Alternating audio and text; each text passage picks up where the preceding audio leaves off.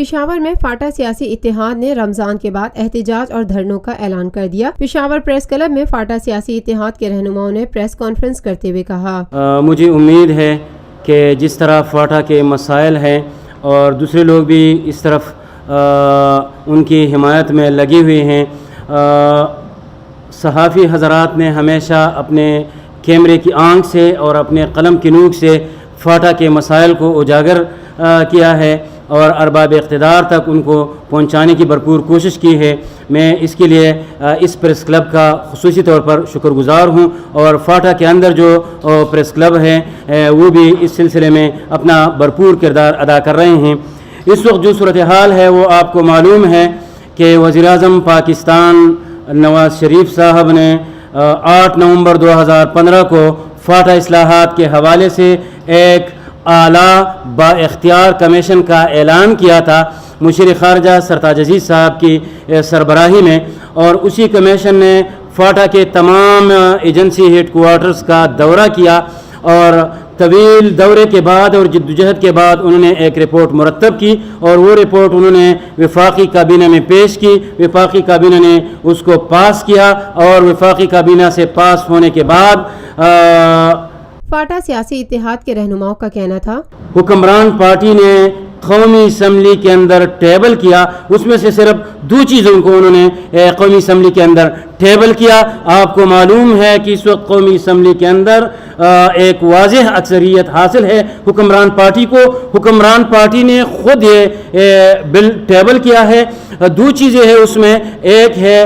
رواج ایک کے فریم میں سپریم کورٹ آف پاکستان اور پشاور ہائی کورٹ کے ایکسٹینشن کو فاٹا میں انہوں نے رواج ایکٹ کے فریم کے اندر اس کو ایکسٹینڈ کیا ہے، اور دوسری جو چیز ہے وہ یہ ہے کہ آئین میں ترمیم کر کے صوبائی اسمبلی خیبر پختونخوا میں نشستوں کا اضافہ ہے، 23 نشستیں انہوں نے پاٹا کو دیے ہیں۔ لیکن مجھے انتہائی افسوس ہے کہ صرف ان 2 چیزوں کو انہوں نے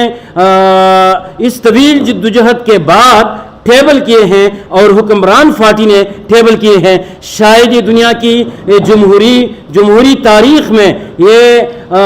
پہلا دفعہ ہوگا کہ حکمران پارٹی نے کی تجویز پہ اور حکمران پارٹی نے جو بل ٹیبل کیا ہے، حکمران پارٹی نے پھر اس کو تعطل کا شکار کر دیا ہے۔ یہ مسلم لیگ نون کے دامن پہ ایک داغ دبا ہے، اور خصوصاً وزیر اعظم پاکستان پہ۔ فاٹا سیاسی اتحاد کے رہنماؤں نے مزید کہا، ہر قبائلی سوال کرتا ہے کہ آج قبائل کے اندر یورپ سے بھی زیادہ غربت ہے، یورپ سے بھی زیادہ تعلیم کی کمی ہے، لہٰذا ہر قبائلی یہ سوال کرتا ہے کہ ہم تو پاکستانی ہیں، ہمارے لیے یہ حقوق کیوں نہیں ہے؟ اسلام آباد کی شہری کو جو حقوق حاصل ہے، ہم بھی پاکستانی ہیں، ہمیں وہ حقوق کیوں حاصل نہیں ہے؟ اگر یہ افسیار اچھا قانون ہے تو ہم وزیر اعظم پاکستان سے مطالبہ کرتے ہیں کہ سب سے پہلے اس قانون کو آپ لاہور پہ لاگو کریں، اسلام آباد پہ لاگو کریں، اور جو لوگ اس کی مخالفت کرتے ہیں ہم واشگاف الفاظ میں ان کو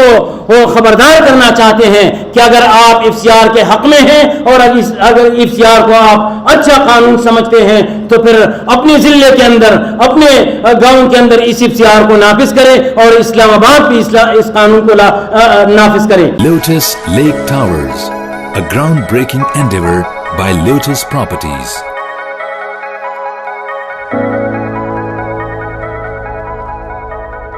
ملکی، بین الاقوامی، سماجی، سیاسی، تجارتی، ثقافتی،